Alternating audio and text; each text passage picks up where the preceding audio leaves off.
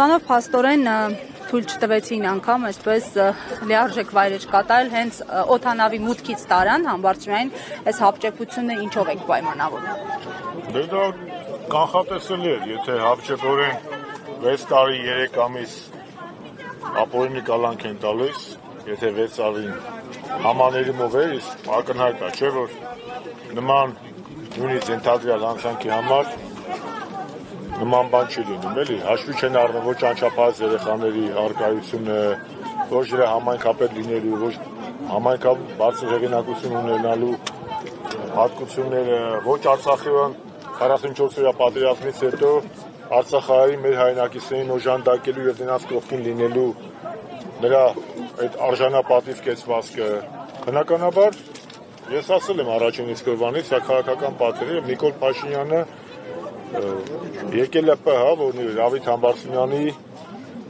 թեկնածությունը եւ իմպիչմենտի գործընթացը սկսել է խանգարել եւ նյարդայնացնել Փաշինյանին եւ նա փորձում է չեզոքացնել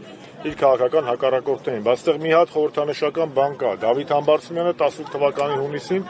նույնիսկ մայիսին, այս կապիտուլյան ռեժիմի առաջին քաղբանտարկյալն էր եւ այսօր էլ Դավիթ Համբարձումյանին կալանավորելով ես հուսով եմ, որ Դավիթ Համբարձումյանը կլինի առաջին ու վերջին քաղբանտարկյալը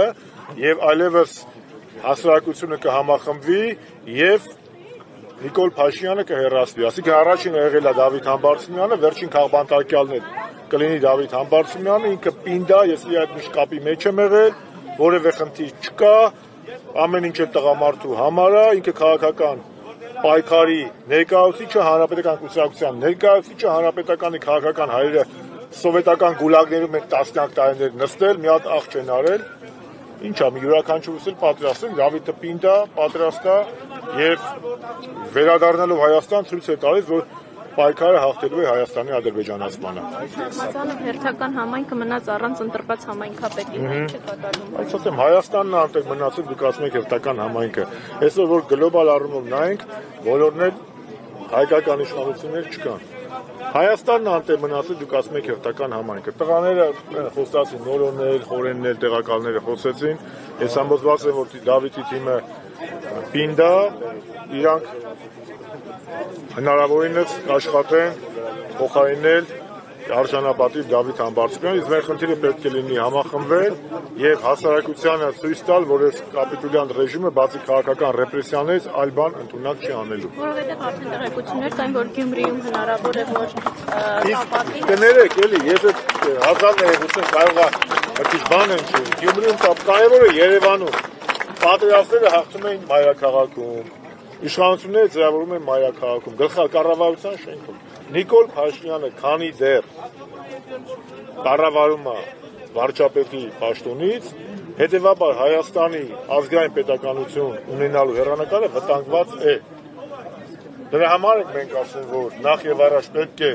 հեռանա բնականաբար օրինական եւ սահմանադրական ճանապարհով։ Դրա համար կարևորը հենց այդ իմպիչմենտն է։ Նիկոլ Փաշինյանը, նոր դրանից հետո ամեն ինչ իր տեղը կգա։ Հələ Նիկոլ Փաշինյանը թող որևէ վարչական ռեսուրս չունենա, դենեմ Հովանավանք իր հետ քանի հոգի կգնաց։ Իսկ իր ԿՊ-ի տեղակալները հետո չէին գնա։ Հələ ինքը մի օր պաշտոն չունենա։ Ոչ թե լինի պաշտոնակատար, այլ պաշտոն չունենա։ Տեսնենք քանի հոգի կլինի։ Կարծում եմ այդ դույի մարդիկ կգնան, ոնց որ հիմա սուտ վկայություն են տալի վեհապարի դեմ, նույն ձև սուտ վկայություն կտան, ճիշտ վկայություն կտան իր դեմ։ Սա է խնդիրը։ Ինքը մնացել է իշխանության բացառապես օտար ուժերի, իմ տպավորությամբ թուրք-ադրբեջանական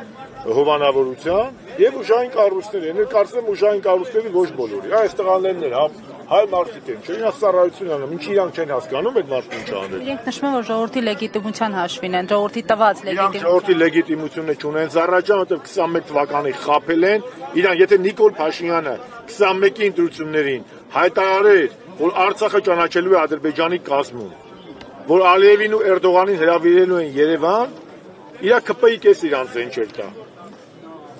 Խաբել է, մոլորության մեջ է գցել ժողովրդի 21 թվականին եթե կենտրոնությունների ժամանակ կանգնել ասել ճանաչելու եմ Արցախը Ադրբեջանի կազմում, Արցախը հայաթափվելու է եւ մի հատ Հայաստանի ադրբեջանացման ծրագիր անվանելու եմ խաղաղության խաչմերուկ։